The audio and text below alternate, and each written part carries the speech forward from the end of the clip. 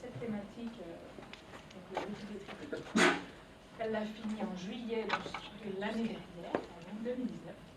Et donc elle va nous présenter un peu de background. Elle a dit ce qu'elle a fait principalement pendant sa thèse et quelques slides sur ce que tu vas faire ici en fait. Voilà. Merci pour ça. Je vais parler anglais. Okay.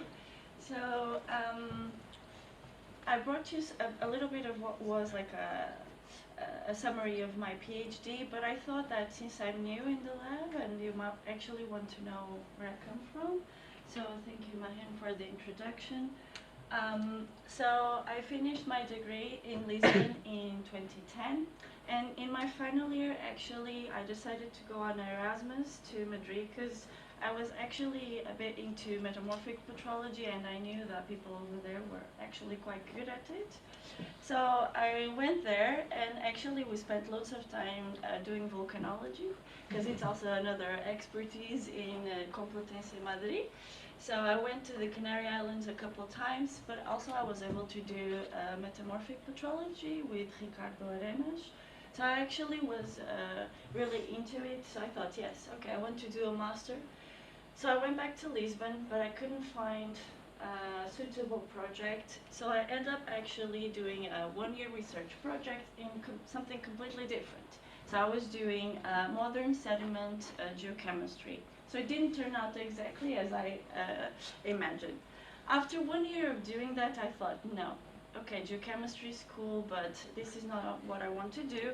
So I decided to move cities and go somewhere else, and I took on a master course.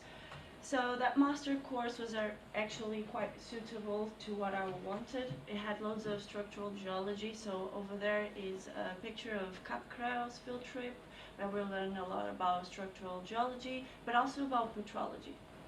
So at the time I was also working full-time, so it took me a bit longer to finish my master's, so I finished in 2014. I had a gap year, so it's popular. I decided to take a gap year, and then I realized there was so this is, I don't know if you remember this guy, so he was here actually for 1 year, many years ago, so João Mata. It was actually one of my master's supervisor. So I looked through my folders, and it's amazing how the amount of rocks increase in my photographs, so it means something, I guess. So then I decided to go and do PhD at University of Portsmouth. So over there, that's Craig Story. It was my supervisor, and it was Emily's postdoc tutor, kind of, boss.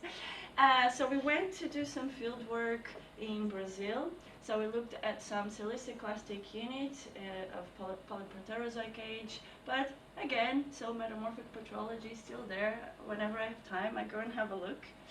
I also went to do some field work in northwest Scotland, so you can either be quite lucky and the weather be amazing, or then you kind of have to hold on to the outcrops and wish for the best. And pretty much during my PhD, I spent many hours in ASEM imaging rutile grains and looking for compositional features. But whenever we had time, yes, a bit of social life in a pub with my PhD colleagues. So I finished in July 2019, but between then and starting here, I actually took a very brief research position in one of João's projects. He needed someone to go to the Madeira island and collect some rocks, so I did that for him. So again, a bit of volcanology again, but I ran away again. Okay, so back to what brought me here today. So during my PhD, I looked at the trital rutile, and we tried to find ways of making the most out of the trital rutile record. So can we use it to inform us about tectonic or any other crustal processes? And this paper by Kent Condy pretty much highlights and summarizes very important aspects of early Earth geodynamics. And I really like the title, because I think we all agree that our planet is undergoing some sort of transition between 3 and 2 billion. But we actually do not agree if this actually represents the onset of plate tectonics. There is lots of discussion about it. And in here, Jun Korenaga in 2013, he made this summary of some of the key studies looking for plate tectonic initiation. And as you can see, so there is evidence that goes from the Aegean and up to the new Proterozoic. There is a hotspot during the Archean, so many researchers believe that plate tectonics, modern plate tectonics, initiated during the Archean, but the Archean is vast. So I think we're not yet really satisfied about this. And one of the issues of why we don't agree has to do that older crust is difficult to preserve. So in here, it's depicted, it's a map depicting some Archean rocks in brown and Paleoproterozoic belts and basins in greenish. And we can see that we have several different pieces that are spread nowadays, and people have tried to make sense of them, but it is a very difficult puzzle. And sometimes different pieces, so different cratons, tell us that we have quite different processes happening at the same time. So maybe we need to look at modern settings. What is plate tectonics? So people have been constantly trying to go back to this. So in here we have a block diagram, and we have several different geodynamic environments. We understand this as plate tectonics. So here we have our divergent boundaries where most of the oceanic crust is produced. But also in a way, and yes, this informs us about plate tectonic processes, but we know that oceanic crust tends not to survive that long. So we actually need to focus ourselves in the continental crust. And people have done so. They have looked at the interaction between this oceanic downgoing slab and its interactions and resulting continental crust evolution. And if we focus on that geodynamic setting, there are a number of things going on. So we have oceanic crust dehydration, so release loads of fluids into the subduction system and onto the overriding plate. We have the subduction channel with very specific structural geology patterns. There is low temperature, high pressure to ultra pressure metamorphism on the downgoing oceanic crust. These also tend to release fluids that are going to metasomatize the mantle, leading to partial melting. The magmas go up and infiltrate the crust, and then we have magmas that have a proper and quite significantly different geochemistry signature, so people have looked at that as well. And if we're lucky, sometimes when these systems, very complicated systems, go under weathering, we might actually preserve some of these evolved continental crust signals in sedimentary basins. Now this is, I don't have time to go through multiple examples of evidence of plate tectonic initiation, but this study is actually one of my favorite, and actually it was done here at LMV. So Oscar Laurent published in 2014 this very nice study. So they look at the transition of TTGs up to sanucitoids and hybrid granites, and this was quite significant because sanucitoids plot there, so they have quite high iron and magnesium, but also quite high strontium and barium and light rare earth elements. So this plate is mixed signature between crustal and mantle signatures, and pretty much tell us something about we're starting to hydrate and metasomatize the mantle beneath the continental crust. And they actually realized that this is a diachronic process. So it didn't happen exactly the same time everywhere. So it goes from around 2.9 in places like the Amazonian Craton or the Pilbara, but it's much younger in some other places like the Darwin Craton that is happening at 2.55 billion years.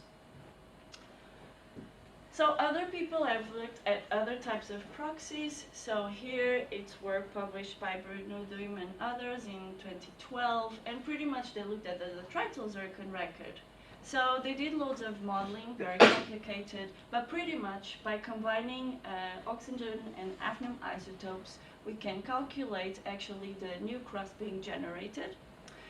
And by doing so, then we can actually calculate the amount of reworking that it's needed for us to go from something that it's zero volume of continental crust to modern values. And by doing this, they realized that until 3 billion, we have a very steep volume of continental crust being produced, so it happens very rapidly, but then the rate decreases, and what we actually have is increase in the reworking rates. And they have interpreted this as the onset of subduction, and for them, of modern plate tectonics. However, a common problem about these lines of evidence is that some folks have actually come up with different geodynamic processes that can explain these kind of signatures. So in here we have a paper published by Janvier, and pretty much he explains much of the evolution on the continental crust composition and some of the geochemical signatures by a sort of subaccretion process. So this is passive subduction instead of active subduction, and for them, this then does not represent modern plate tectonics. And yes, we have crustal delamination, we have mantle upwelling, and we can develop all a range of different geochemical signatures. And for them, the major driving mechanism during the Archean then is actually mantle convection, or these mantle upwellings, and this is a driving mechanism and not slab pull driven by this cold and dense crustal lithosphere at girls and subduction. So there are other ways of looking at this. So we know from modern settings, so in here we have a very well-known metamorphic belt of high pressure, low temperature, that is juxtaposed in time and in space with a low pressure, high temperature belt. And this sort of juxtaposition that is due to the exhumation of this high pressure belt back to the surface, pretty much what it creates is a beautiful record of paired metamorphism. So we can look at this as actually representing a good proxy of a modern plate tectonic system.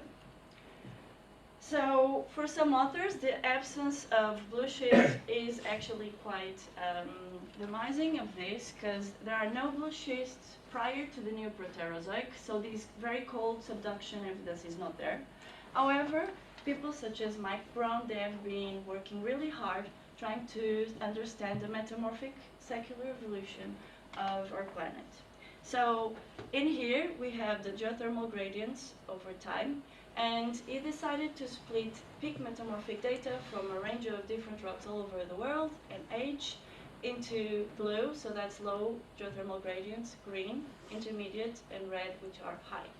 And as we see these over time, it's quite clear that low geothermal gradients are more predominant from the Neoproterozoic up to the present. And what we can see before the Neoproterozoic is actually much higher geothermal gradients affecting and producing these metamorphic rocks. However, as more data becomes available, because we are actively looking for it, we see that there are some signals of cold geothermal gradients as old as the Paleoproterozoic. So, is this a true record, or is it in some ways biased? And this is where I come with the trityl rutile. So, rutile is a TiO2 polymorph. It grows after biotite, ilmenite, titanite during prograde metamorphism, and is actually quite stable in a range of pressure and temperature conditions. So, most arguably, rutile is happier at high pressure conditions. So it has been widely found in eclogite and ultra pressure rocks, also in blue schists, usually looking like this, but also it has been retrieved from ultra temperature terrains, where it suffers quite often some sort of exsolution from some of the trace elements it incorporates, and it has also been retrieved at much lower grades.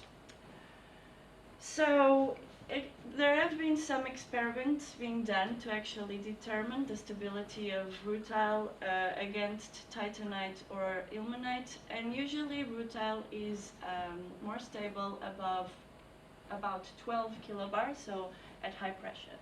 Another cool thing about it is that rutile can incorporate small amounts of uranium, making it amenable for uranium-lead dating. But unlike zircon, rutile has a much lower lead closure temperature. So for the range of grain sizes that we are usually able to retrieve, we get something between 500 and 550, which is much lower than zircon, and therefore probably records something different in the PTT path. So it can also incorporate a bunch of other trace elements that make it quite useful. So you can see there iron and chromium. But more interestingly, rutile incorporates high-field strength elements, and they are less diffusive than iron and chromium. And very cool to rutile petrochronology studies is that zirconium has been calibrated as a geothermometer. So we can retrieve metamorphic temperatures from rutile just using zirconium. So we have this very interesting metamorphic mineral, and rutile is widely found in siliciclastic rocks. But unfortunately, there are some things that we still don't know. So yes, we have this cool mineral can form in a range of PT conditions, but how are we going to distinguish metamorphic rutile sensu strictum, so ideally eclogitic blue schist grown rutile, from rutile grown, say, associated to high temperature, magmatic settings, or even these low-grade rutiles? And this is actually quite difficult to do, and people and myself have been trying to do that using trace elements to try to fingerprint these crystal processes. So the first data set I've collected was from Brazil. So over there it's Brazil, so in red are cratonic areas. So we went to the south of San Francisco Craton. So here is a zoom in into the quadrilateral ferrífero. So we have your typical dome areas with TTGs and the greenstone belts. And on the keels of these domains, we have the Paleoproterozoic sequence. So I focused on the basal unit, which is a metaconglomerate, a metasandstone unit, that had been known to actually contain interesting concentrations of gold and uranium. Also, there was gold in the basement, so we thought, well, let's see if we are actually picking that up from our detrital rutile population. And then, once we started collecting thousands and thousands of grains, I was amazed that they were all like this. So we could have that beautiful rutile, no, they were all like this, so packed with inclusions. Some were primary, some were secondary, and some of them were actually quite funky, so loads of weird sulfur salts and sulfides. So for sure, I had found rutile that was not my beautiful eclogitic, and this was actually an opportunity to investigate this rutile form in another context. So I carefully looked at some of the trace element compositions of these grains, trying to avoid inclusions and the weird domains. And we applied this ternary diagram that had been shown in 2004 that high tungsten concentrations in rutile are actually linked to the presence of co-precipitated gold. So if we have rutile falling within this field, we're happy to say that it's in an ore zone. And as you can see, most of the data falls in their field. Therefore, I'm happy that these are rutiles precipitated with ore mineralizing fluids. So, okay, we have this signature. So let me go back and find in the literature trace element chemistry from rutiles from different contexts. And this is just the first attempt. There is still much work that needs to be done. So niobium tantalum is quite interesting in rutile, and there are a bunch of studies that have shown that tantalum becomes more compatible to rutile in the presence of fluids. So I decided to plot these fluid-related and some alphygenic rutile that I found in the literature, and it's actually true. So niobium tantalum ratios of these rutiles are usually quite low. And I decided to plot it against zirconium hafnium, also because, so they are all high field strength elements, and maybe we could see something, as zirconium is temperature dependent, so maybe if I'm low grade, it will be lower. The thing is, and apparently rutile forming in these settings has quite low zirconium hafnium ratio, so much lower than average continental crust.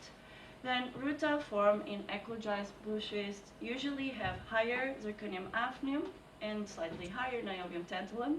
And then rutile retrieved from an equilibrium with metal conditions found in peridotite xenolites usually yields much higher zirconium hafnium. So whatever is going on, we are decoupling zirconium from hafnium, and rutile is actually recording that.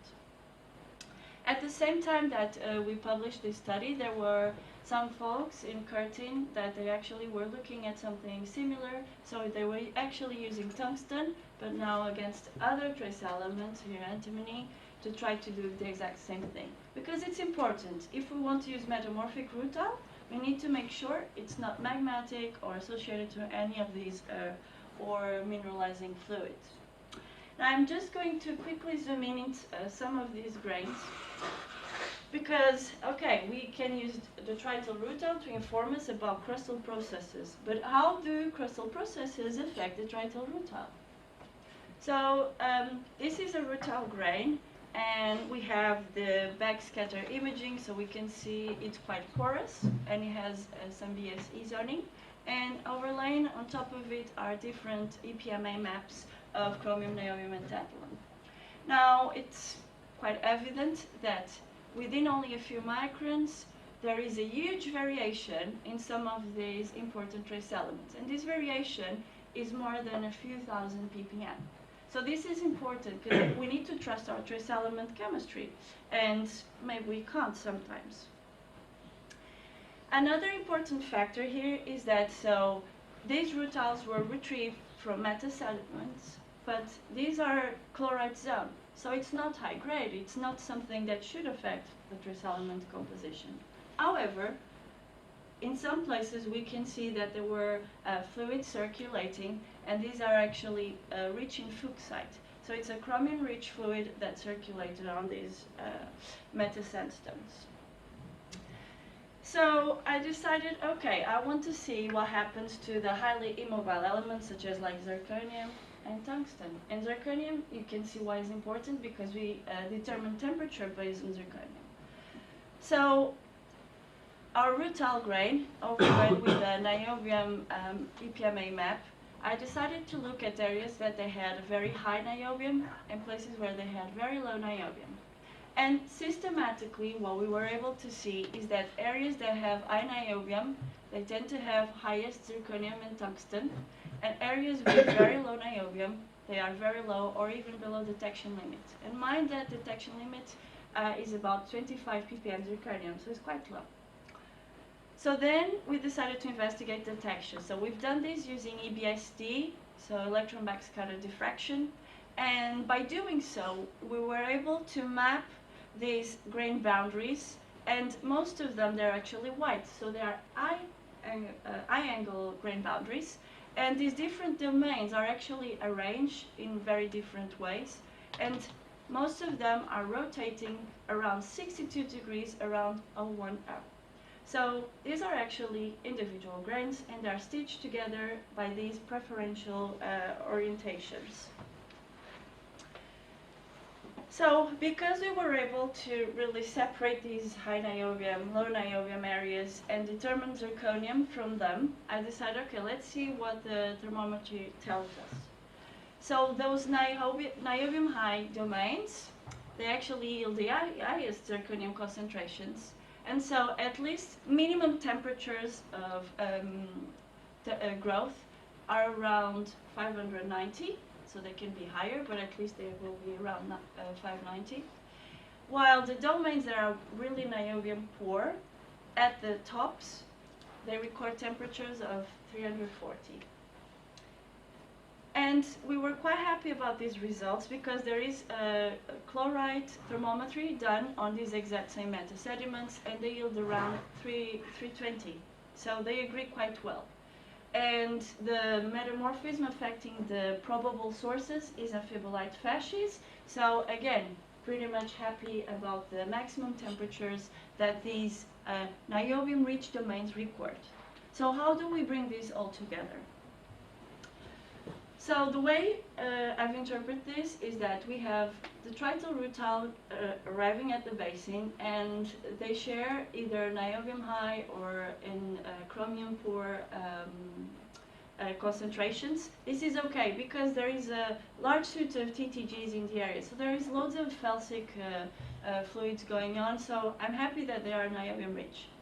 Then during post-depositional processes, what we have is a dissolution event that starts affecting these detrital rutile grains, and then niobium starts to get washed away.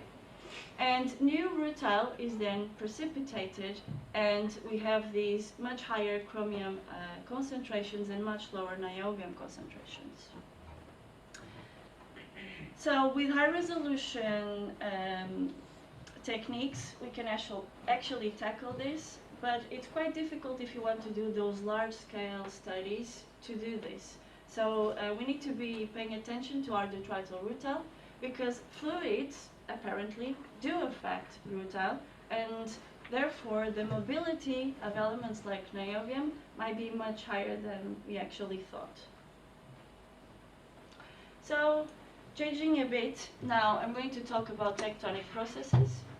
So how can we use rutile to inform us about those? So we can date rutile. Can we actually use uranium lead distribution curves to inform us about these different settings? So in here, so we have a foreland during continent-continent collision, or extensional settings, or actually in accretionary origins, back arcs. Can actually the distribution curve reflect any of these different tectonic environments? So to do that, I start comparing rutile with zircon from different settings. So over there, we can see that, so in red is the tritol rutile, so retrieved from sediments formed in an extensional setting.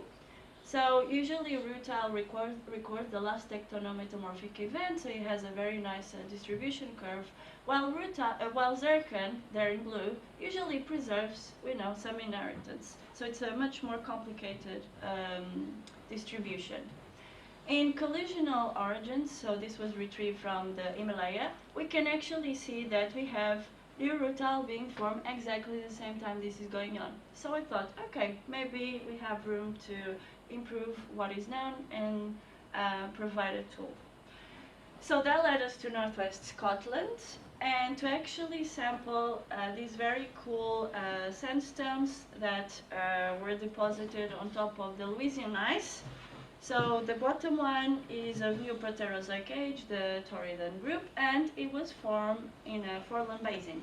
So the cool thing also about these units is that, so in here we have northwest Scotland during the Grenville orogeny, and pretty much we have all these terrains contributing to our sedimentary basin. And they range quite significantly in age from Neoproterozoic up to the Archean. So, on a second view of things, we also have the pleasure of investigating that planet in transition period, which is interesting. On top of it, we have the Cambrian Arvec group. So it was formed in a completely different setting, in a passive margin setting. And at the time, Greenland is the most probable source. So we have from Paleoproterozoic up to Archean sediments being washed out into this basin. One good thing about this, it's not affected by any significant metamorphism or fluid circulation. So we're happy that no secondary crystal processes that affect our detrital rutile. So very quickly, so this is the Torridon, and that's the Arvec group, split into the four formations.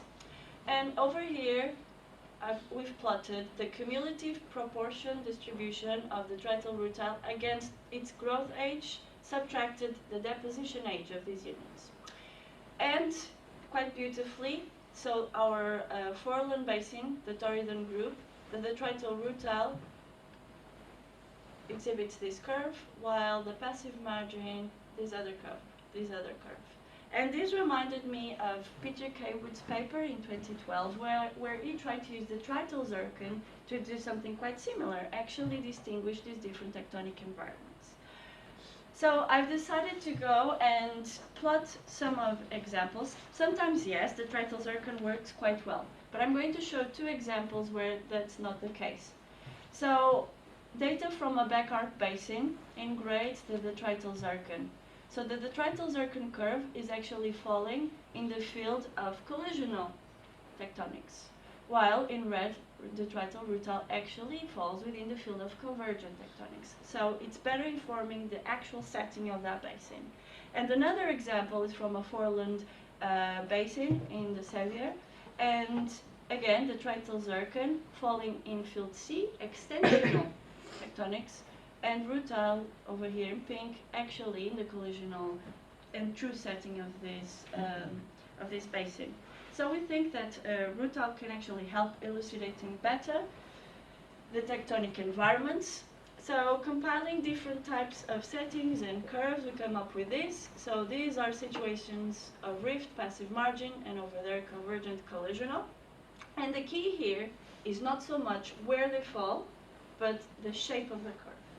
So obviously in convergent settings, if we start here, usually we have a very steep curve, because this rutile is being produced as a metamorphic mineral.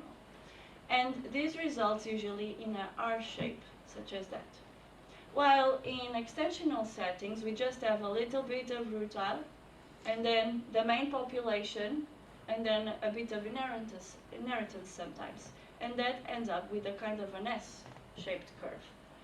So because our Earth is quite interesting, sometimes we complicate things. So we can actually see that this field here overlaps a bit with that field over there. So how can we actually distinguish these? So this usually happens, so I give the example during the Gondwana assembly. So we have these metamorphic belts, and then when we start rifting Gondwana, sometimes rift happens exactly where we had the suture. So this means that sometimes the last tectonometamorphic event is quite close in age to the rifting. However, because no metamorphism is going on, or no significant metamorphism is going on, what we see from Cambrian age sediments in green is that, yes, we do have a convergent similar curve, but with time, as we go from Cambrian to Cambrian Ordovician and Ordovician, the shape of the curve changes to our beautiful extensionally type 1. So if we do this in silicic caustic units, we can be completely sure of the exact tectonic setting behind those sediments. So, okay, I have this new compilation of uranium-lead detrital rutile. Can we actually compare it to the well-known classical detrital zircon compilations? So this is still an ongoing process. There is not much uranium-lead detrital rutile out there, but baby steps. So this is our first compilation. We have about 58 samples, so we need to do a bit more work on it. This is how the data looks like. And we decided to compare the distribution of the detrital rutile in brown with that of zircon. And when we start doing this, we start actually thinking, well, there is this situation about how to interpret the detrital zircon record, right? So many people have looked at these zirconium age peaks, and some have thought, okay, maybe this represents episodic crustal growth back in time. So these very important peaks, as they actually correspond to events of supercontinent formation. But more recently, people actually question these views, and they start looking at these peaks in a different way. So Chris Oxworth, he said, yeah, we have loads of magma being produced during subduction. However, there is a preservation potential during continental collision, and this actually shifts what we record in the zircons that are able to survive this process. And therefore, they interpret these age peaks as representing a preservation bias during collision. And this has been authors. So in here we have given by other geological evidence, subduction periods followed by collision periods, and compared with the detrital zircon signature. And as you can see, is actually just preserving that window during collision and not so much during subduction. So we thought, okay, we have the detrital rutile proxy, and the thing is, we know rutile is formed during subduction, but due to the lower closure temperature of this mineral, actually we record the exhumation or resetting during collisional tectonics. So we are sure that our uranium-layered H peaks of rutile are usually recording this collision window. So if then now we compare the detrital rutile and the detrital zircon records, and this is an exercise because the difference in population size is quite big, but we can already see some resemblance between the major peaks and actually periods where there is absence of the detrital zircon. So they correlate quite well given the statistical issue. And this actually implies that we don't have episodic crustal growth, which is good, because nowadays we don't have episodic crustal growth. It's a continuous process. So probably this has been much more continuous in time than some people think. So very quickly, we did some zirconium thermometry. So again, we applied those trace element diagrams to be happy that we had metamorphic rutile and not exaggerated granitoid-related rutile. We used different calibration curves, and this is the data. So we have roughly about 500 points ranging in time from the Archean up to present. Well, we don't actually have yet Pangea age rutiles, but something I'm working on still. And this is temperature estimates based in zirconium. Now, we just have temperatures, we don't have pressure. And that's one of the problems. How are we going to inform about geothermal gradients without pressure? So we did something else. We went to Michael Brown compilation, and he actually had worked his data and actually produce geothermal gradient fields against temperatures. So this is the low DTDP field from his study. That's the intermediate, and in red is the high DTDP. Now, as we overlap these temperature estimates based on the detrital rutile, we can see that during Gondwana, and no one argues that plate tectonics was going on during Gondwana assembly, we see that we have a wide spread of temperatures recorded in the detrital rutile. And this is when we have low DTDP. So we're happy that this proxy can actually work. So if we apply this back in time, then we actually see some evidence of lower temperature estimates. So perhaps we can actually push back this low DTDP up to the Paleoproterozoic. However, and as I said before, so the uranium lead might actually have decoupled from the zirconium, so that we don't know. But we're happy to say that at least since the late Paleoproterozoic, we had plate tectonics. If it started a bit before, it's a possibility, okay? However, at least during Kennerland assembly, we don't see this wide range of temperatures. So no low DTDP in the late Archean. Is this a bias because we still have only very little data? Maybe we need more Archean detrital rutile data to be more sure about this. But if this is actually a true signal, means that during the Kennerland assembly, it was not modern plate tectonic mechanisms that were behind it. And after, during Nuna assembly, then we did have modern plate tectonic processes operating. So very quickly, things that we still don't know. Is really rutile stable? Bullshit fascist conditions. We don't know that because there is no experimental data. So maybe we cannot inform about bullshit conditions using the detrital rutile. Maybe another mineral, maybe titanite. We need to actually work on trying to apply single barometry in rutile. So this is one of the studies. It's quite recent. He just published his thesis the same time I did.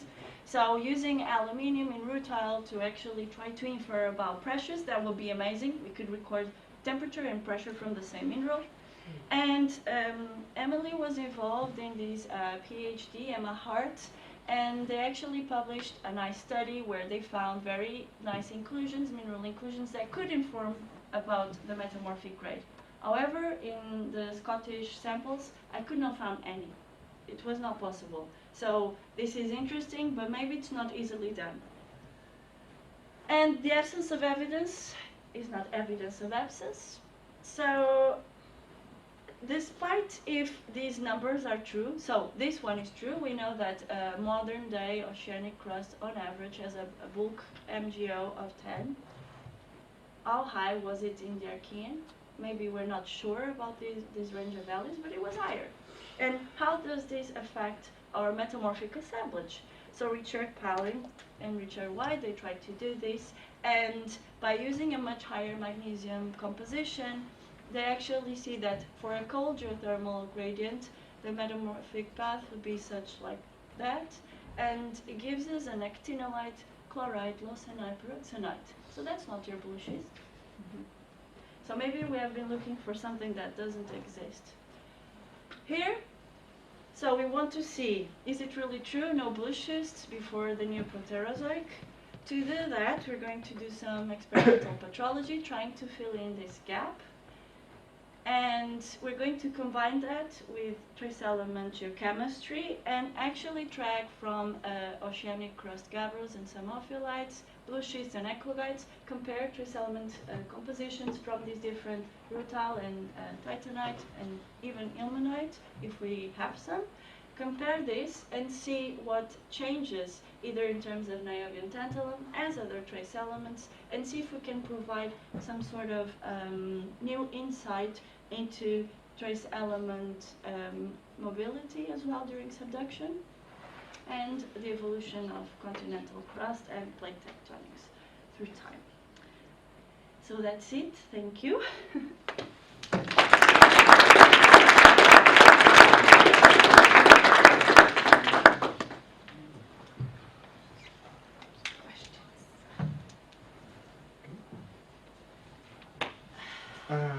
Is the titanium content in concentration of continent constant since the Archean? Well, they have actually shown that titanium in sediments and titanium isotopes in sediments is quite constant full time.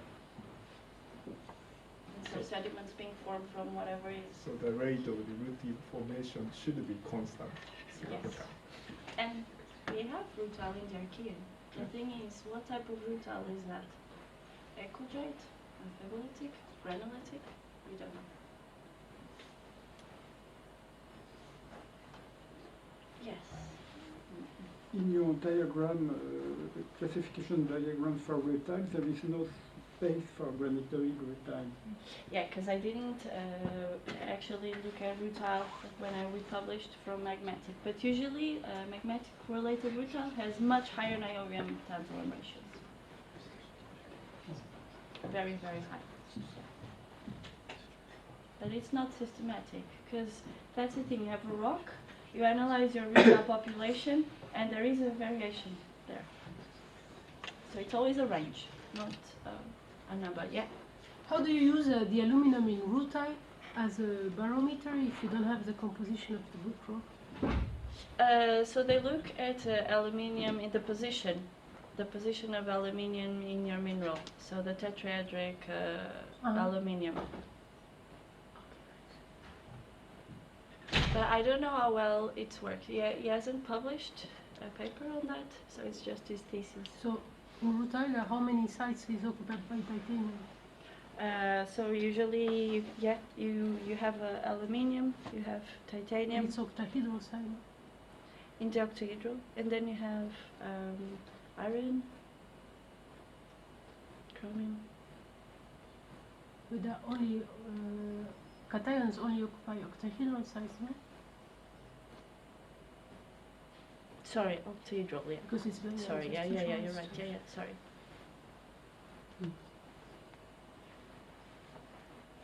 In your final diagram, you have only a few data in the low geothermal gradient field.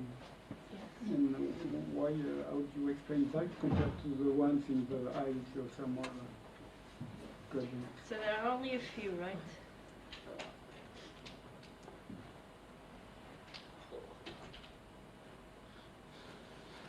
think that the hotspot is there and very little. But even So- in the most recent ones, is there an explanation to explain why there are only little, maybe it's obvious, but Well, there are a few. So this is combined my data with some other study data. So I have no data of Gondwana H. So this is other people's studies. And sometimes people filter, then try to root out for uranium. So they want to get good ages. To get good ages, they actually show, okay, we're just analyzing above 5 ppm uranium, say. And actually, I looked into it, and sometimes, well, with mafic protoliths, rutile has very little uranium. So by doing that, you're actually initially biasing your record, and sometimes granulite fasces and amphibolites, rutile have much more uranium. So I think they biased a bit their study by doing that. And also, probably it's very difficult to, so exhume eclogites and blue schists, therefore the proportion of rutile grown in such settings is much lower than in Barovian type metamorphic rocks. So in your detrital rutile compilation, do you have an idea of the parental rock to the rutiles? Yes. So you mean if they are felsic or... Yeah. Yeah. So actually these different symbols, so that's metamathic and metafelsic, we used niobium chromium. The logarithmic niobium chromium. So if they're above 1, then it's metafelsic. If it's below, then they're metamathic. It's not bulletproof, but No. it's somewhere to start. Ok.